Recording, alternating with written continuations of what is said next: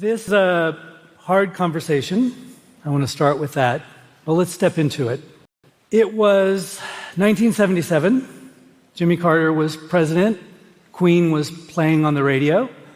I was having lunch in my high school cafeteria in Houston, Texas, when we heard a young man shouting at another young man next to him saying, "You stole my girlfriend and I'm going to make you pay." He pulled out a pistol, and as about 100 of us looked on, he shot and killed him. 2 years later, I was a freshman, big state university, Friday night in the dorm room. Music, beer, 5 young men take a young woman back to one of the rooms and force her to have sex. There was no investigation at the time. No one called it rape. No one said sexual violence. These two events are what drove me to do this work. I worked with survivors of violence around the world. It was somehow easier to work with survivors in other parts than it was to think about this in my own country of the US. And in that work, a through line became clear, and that through line is manhood. It is an inconvenient and difficult to look at truth, but the majority of violence in the world is carried out by men. Since that shooting in my high school, at least 800,000 people have died from gun suicide in the US alone, the vast majority of those men. About 600,000 people have died of homicide in the US alone. The vast majority of those who did the killing were men. 1 in 3 women in the world experiences violence from a male partner. Violence is overwhelmingly male. Often the point will come up, this must be biology. Yes, biology accounts for a small portion of it, but the vast majority is how we raise boys. Research that we do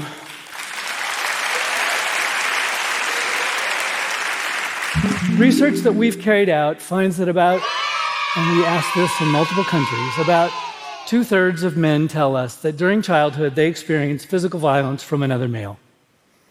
You do not get to adult manhood in most of the world without experiencing, witnessing, and learning male violence. Now, when I bring these points up, several things often happen. One is someone will say, well, you're attacking men. Someone will also say, well, you're apologizing for men as you look at these origins of violence. Don't tell me that. We got to talk about this. We have to understand what are these pathways to men's use of violence if we're to break these cycles of violence. This conversation must be about the version of manhood we literally beat into boys. My organization, Equimundo, does research around the world on these topics. We listen to men, we carry out research together with the UN, country governments, local partners. We've been measuring over the last 10 to 12 years where men are on these versions of manhood. This won't surprise you as we look at some of the numbers. About 40 to 50% of men in the world believe in a version of manhood that goes like this. I've got to outperform the other at all costs. I can't show that I'm vulnerable or ask for help.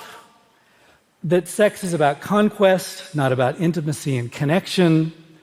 That you've got to show that you're tough all the time, and that violence is a reasonable way to get what you want. Shut up! These are not just empty phrases. These are things that men talk about. They create realities.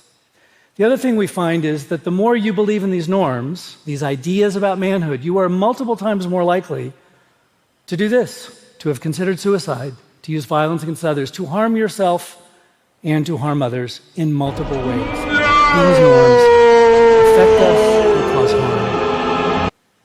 Now, I realize I'm doing in that last affirmation something that I said I wasn't going to do in this talk, which is women know this. And when a man explains to women something they already know, we have a word for that. I'm not going to do that. I'm not going to do that, okay? Pull that back. What I do want is to get men talking about this. So call this mansplaining to men.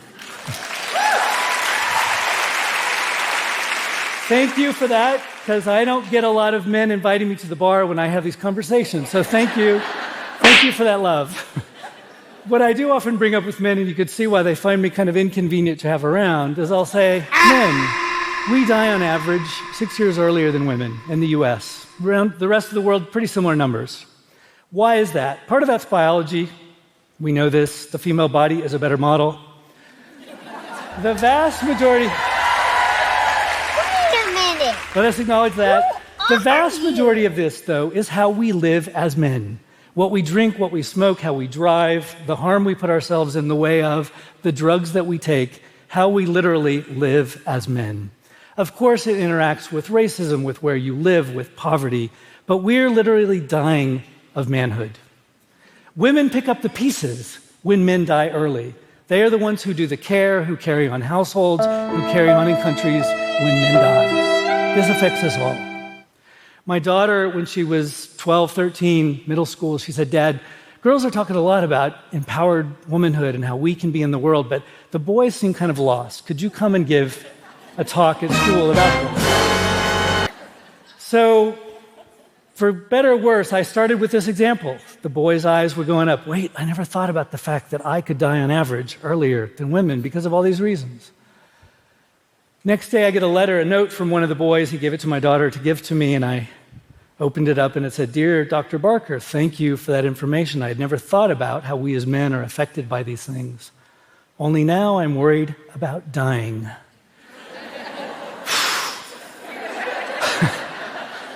I am a developmental psychologist, and I should know a little bit more than having a 12-year-old think about his own mortality. Trying to get some help for that myself.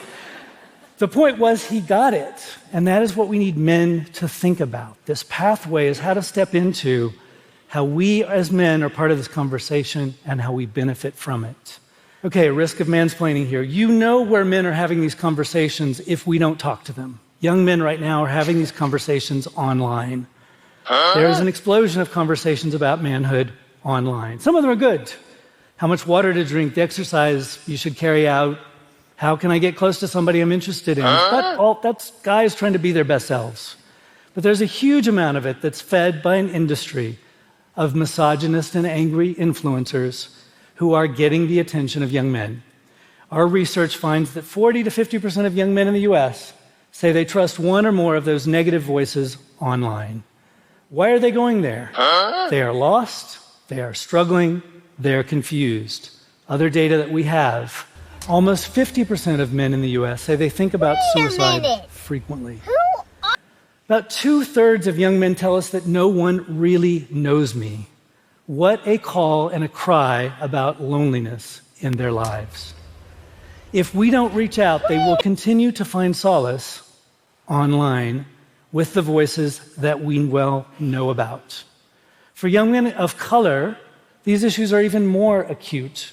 Job uncertainties, education, systemic racism. Don't tell me One that young man that we nonsense. worked with in Washington, D.C., when he was part of a training activity to carry out work in schools, as we were going through the training of trainers, he said, "Gary, these ideas of manhood that you talk about, for a white guy like you, it's like the flu.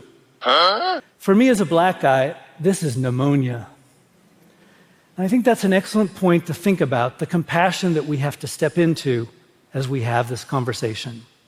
And this is where I want to take the last point here. We have to talk about care. Care of boys, care about boys, care for men, and talk to boys and men about how they care. Let me talk a little bit more about that. One of the casualties that we face as men growing up in that version of manhood that I presented to you is that we make this thick shell around ourselves. We close off our emotions, we close ourselves off to the human connection we need. Think about what young men frequently say. I would guess, I don't know that we've asked it in a survey, but one of the most frequent things that young men say, "I don't care. I don't care. I don't care." It is our perfect shell, right? We close ourselves behind it, and it also says you can't shame me, you can't question me, you can't hurt me, you can't embarrass me, because I don't care. I said it thousands of times as a teenage boy. I'm sure my mother would have a bigger number. And I know I've said it thousands of times as an adult man as well. This is the shield that we put on to close ourselves off. The conversation that we need to step into with boys is not about their mortality, but it is about how we care. Where I start that conversation is to think about our superpower as humans. We are the most wired to care species on the planet. Our neurological systems, our hormonal systems are wired to care, to nurture, to love, to form attachments with others. But it's not automatic. If you don't use it, if you close it off, if you hide, you don't get good at it. But if you try, and if you practice, and if you learn it, you do get good at it. Even the man who seems most cut off from the world can learn it. I take you back to my high school in 1977. The boy who killed the other, I didn't tell you this part, but I knew him. It took me years to say I didn't know him well because I didn't want to know him well. He got detention, he bullied, he got detention again, he didn't do well in school, he got sent away. No one apparently reached out to him. Think about what we often do when boys or men cause harm. If you're young, we give you a timeout. Get a little bit older, we give you a detention. You step into the workplace, you do harm, we fire you. You do something else, we incarcerate you. These acts are often necessary to reduce harm, but they cut men off from the connection and humanity that we need, even when men have caused harm. I am not in saying this. I'm not affirming or believing that we should give any man a free walk for harm that is caused. We must hold men accountable for harm caused. No question about that. We must call out with deep compassion when men do cause harm. We've also got to call in to being connected, caring humans.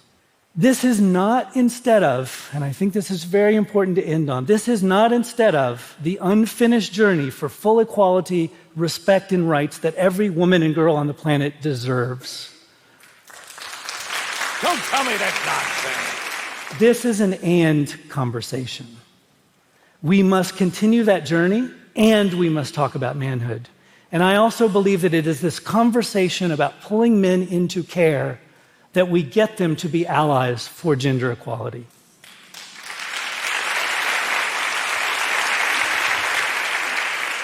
My final point would be this: look at the face of any 3-year-old boy on the planet.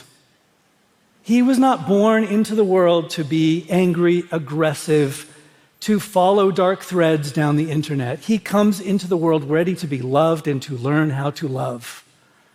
Take him, talk to him, teach him every day. I care. Thank you.